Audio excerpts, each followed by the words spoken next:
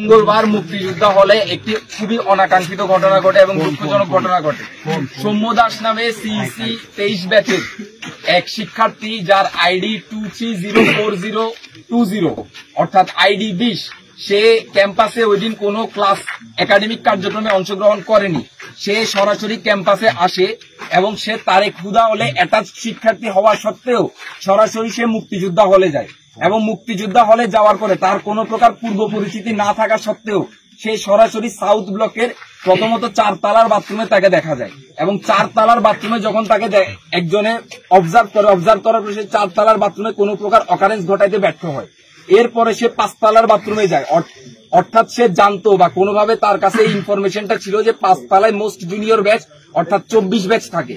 5 তলায় যাওয়ার পরে সে একটা বাথরুমে যায়, গোসলখানায় যায় এবং গোসলখানায় যাওয়ার পরে সে ওই গোসলখানার উপরের যে ফাঁকা জায়গাটা আছে ওই ফাঁকা জায়গায় তার মোবাইলটা এমন ভাবে প্লেস করে যাতে এই পাশের বাথরুমে যে গোসল করতেছে তার প্রপার যে ভিডিওটা, সেই ভিডিওটা যাতে সে রেকর্ড করতে পারে। এমত অবস্থায় যে ভিকটিম সে যখন ওই গোসলখানায় গোসল করতে যায় এবং গোসল করার এক পর্যায়ে যখন সে উপরের দিকে তাকায় তখন সে এটা দেখার পরে একেবারে হতভম্ব হয়ে যায় যে এমন একটা ঘটনা ঘটতে পারে।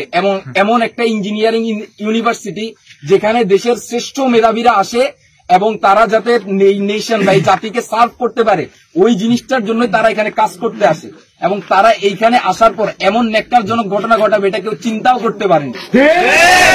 এবং ঘটনাটা ঘটার পরে যখন তাকে এরপরে জেরা করা হয় এবং প্রথমত তাকে 24 ব্যাচের শিক্ষার্থীরা, যেই শিক্ষার্থী ভিকটিম সেই শিক্ষার্থী ওই বাথরুমে যায়, ওই বাথরুমে গিয়ে গোসলখানায় গিয়ে তাকে বাইর করার পরে সর্বপ্রথম যখন তার মোবাইলটা চেক করা হয় সে ওই 30 সেকেন্ড থেকে 1 মিনিটের ব্যবধানে ভিডিওটার 10টা কপি করে, 10টা কপি করার পরে সে ওই ভিডিওটা নিজের মোবাইল থেকে ডিলিট করে দেয়। অর্থাৎ সে যদি এই কাজে প্রফেশনাল না হয় এবং সে যদি এই কাজ বা এই অকারেন্সটা আগে না ঘটায় তাহলে তার পক্ষে কোনোদিনও এটা সম্ভব ছিল না।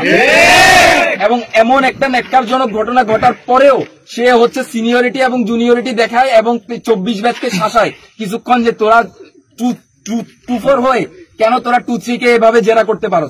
এমন ধরনের সিনিয়রিটি জুনিয়রিটি আমরা মানি না হবে।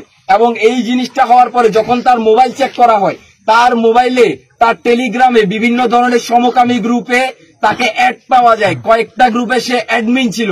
তাকে একটা স্যাটানিক গ্রুপে পাওয়া যায় যেই স্যাটানিক গ্রুপে চাইল্ড স্যাক্রিফাইসের মতো জঘন্য কাজের কথা বলা হয়েছে।